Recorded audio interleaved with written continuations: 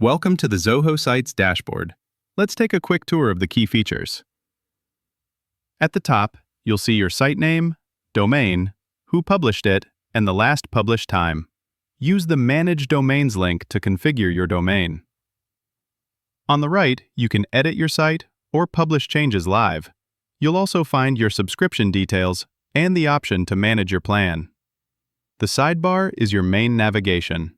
From here, you can access pages, files, blog, forms, and subsites.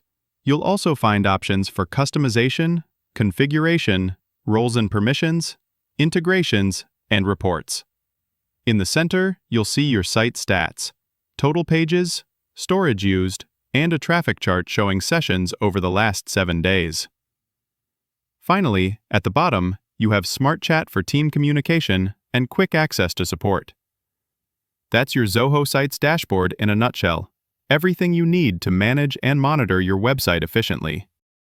Got an idea for a process, product, or business improvement? Share it with us, and we'll map out the next step workflow for execution.